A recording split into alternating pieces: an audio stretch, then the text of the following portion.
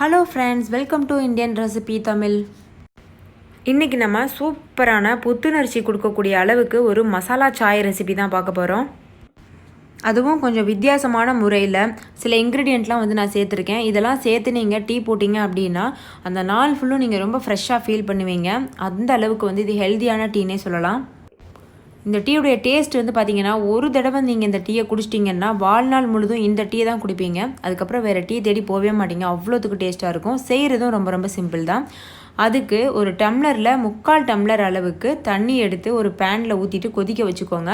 தண்ணி கொதித்ததுக்கப்புறமா அதில் ஒரு பட்டை சேர்த்துக்கோங்க, 2 கிராம்பு சேர்த்துக்கோங்க, ஒரு 1/2 ஸ்பூன் அளவுக்கு மிளகு, அதுக்கப்புறமா 2 ஸ்பூன் சீனி, 1/2 ஸ்பூன் அளவுக்கு டீத்தூள், கொஞ்சம் போல் ஏலக்காய் தூள், கொஞ்சம் போல் சுக்கு பொடி, அப்புறமா ஒரு 3லேருந்து 4 இலைகள், அந்த புதினா இலைகள் சேர்த்துக்கோங்க. இந்த புதினா இலை சேர்க்குறதுனால நல்ல ஒரு புத்துணர்ச்சி கொடுக்கும். அதனுடைய வாசனையே தனி தான்.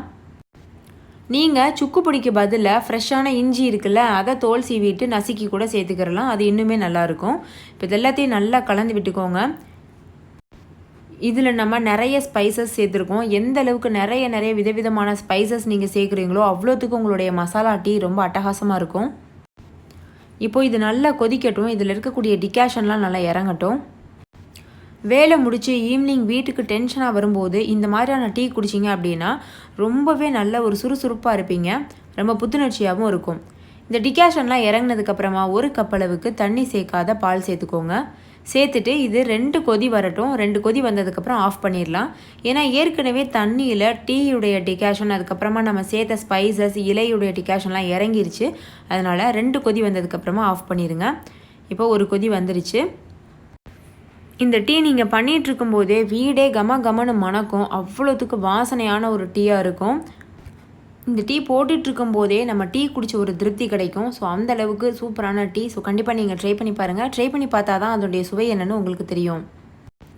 இப்போ 2வது கொதியும் வரப்போகுது. 2வது கொதி வந்துருச்சு. வந்ததுக்கப்புறமா இதை நம்ம ஸ்டவ் ஆஃப் பண்ணிடலாம். ஆஃப் பண்ணிவிட்டு ஒரு சன்னி வச்சுட்டு நல்லா வடிச்சுக்கோங்க. வடித்ததுக்கப்புறமா டீயை நல்லா நீளமாக மேலேருந்து கீழே ஊற்றி நல்லா ஆற்றிக்கோங்க.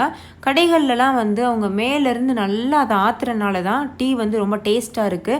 அதுக்காக தான் நம்ம கடையை தேடி போகிறோம். ஸோ கண்டிப்பாக மேலேருந்து நல்லா இழுத்து ஆற்றிக்கோங்க. பாருங்கள், இந்த மாதிரி உங்களால் முடிஞ்ச அளவுக்கு ஒரு 2-3 தடவை ஆற்றுங்க போதும். ரொம்ப ஆற்றிட்டாலும் டீ நல்லா இருக்காது. சுட சுட குடித்தாதான் அது டீ. இந்த மாதிரி 2-3 தடவை ஆற்றுனதுக்கப்புறமா ஒரு டம்ளரில் சேர்த்துக்கோங்க. அவ்வளோதான் ஃப்ரெண்ட்ஸ், நம்மளோட சூப்பரான கமன்னு மணக்கிற மசாலா டீ ரெடி ஆயிடுச்சு. இப்போ ஹாயாக நம்ம ஒரு சேரில் உட்காந்து நல்லா என்ஜாய் பண்ணி இந்த டீயை குடிக்கலாம். ஓகே ஃப்ரெண்ட்ஸ், இந்த ரெசிபி உங்கள் எல்லாருக்கும் ரொம்ப பிடிச்சிருக்குன்னு நம்புகிறேன். இந்த ரெசிபி உங்களுக்கு பிடிச்சிருந்தால் லைக் பண்ணுங்கள். உங்கள் ஃப்ரெண்ட்ஸ் கூட நிறைய ஷேர் பண்ணுங்கள். ஸோ அவங்களும் பார்த்து பயன்பெறுவாங்க. இன்னொரு சூப்பரான ரெசிபியோடு நான் உங்களை சந்திக்கிறேன். அதுக்கு முன்னாடி நம்ம சேனல் இந்தியன் ரெசிபி தமிழை இன்னும் நீங்கள் சப்ஸ்கிரைப் பண்ணாத நண்பர்களாக இருந்தீங்கன்னா சப்ஸ்கிரைப் செய்துக்கோங்க. தேங்க்யூ, பாய்.